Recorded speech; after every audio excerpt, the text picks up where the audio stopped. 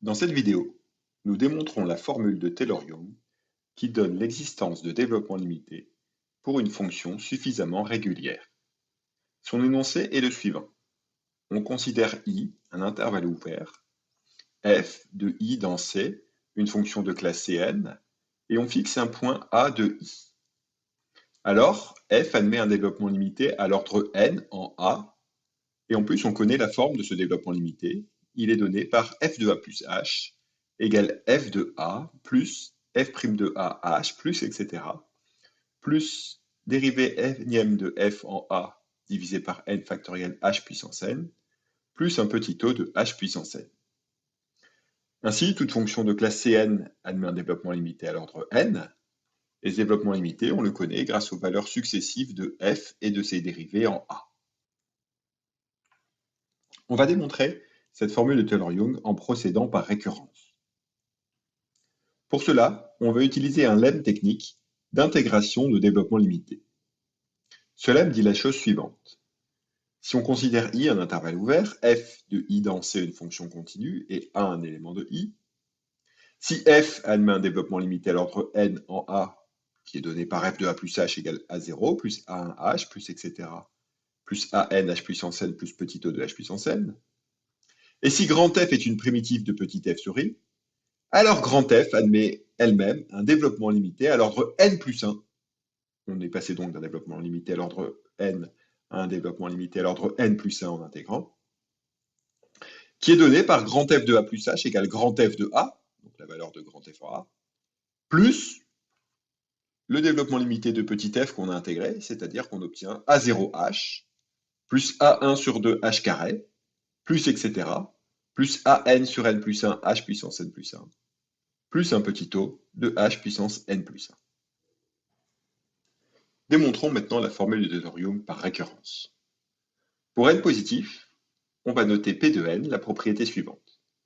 Pour toute fonction f de I dans C de classe n, f admet un développement limité à l'ordre n en A donné par f de A plus h égale f de A plus f' de A plus etc. plus la dérivée nième de f en A divisé par n factoriel h puissance n plus un petit o de h puissance n. On souhaite démontrer cette propriété par récurrence, donc on va commencer par l'initialiser et prouver que P de 0 est vrai. Donc on fixe f de I dans C, une fonction continue. Alors puisque cette fonction est continue, on sait que la limite quand h tend vers 0 de f de A plus h égale f de A. On va poser epsilon de h égale f de A plus h moins f de A, de sorte que la limite quand h tend vers 0 de epsilon de h égale 0. Ceci signifie que epsilon de h, c'est un petit o de 1 en A. Voilà, ça nous suffit d'écrire le développement limité de f à l'ordre 1. On a bien f de A plus h égale f de A plus epsilon de h. Epsilon a été défini pour cela. Et donc f de A plus h égale f de A plus un petit o de 1. La propriété P de 0 est vraie. Passons à l'hérédité maintenant. On va supposer que P de n est vrai pour un certain n, et on va prouver P de n plus 1. Donc je considérais f une fonction de I dans C de classe Cn plus 1. Je veux me ramener à utiliser P de n. Quelle fonction est de classe Cn, naturellement liée à f? C'est la fonction f'. Sa dérivée f' est de classe Cn. Je peux lui appliquer l'hypothèse de récurrence.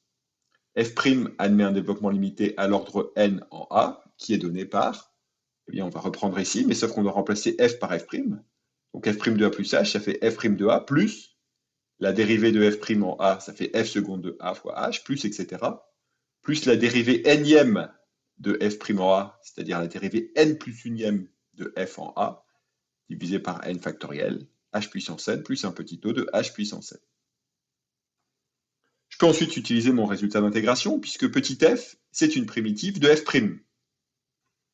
Donc, par intégration des développements limités, je sais que f de A plus h, ça s'écrit f de A plus, et ensuite j'intègre ce développement limité, donc plus f' de A h, plus f seconde de A sur 2 h carré, plus etc. Plus la dérivée n plus unième de f en A sur n plus 1 factoriel h puissance n plus 1, plus un petit o de h puissance n plus 1.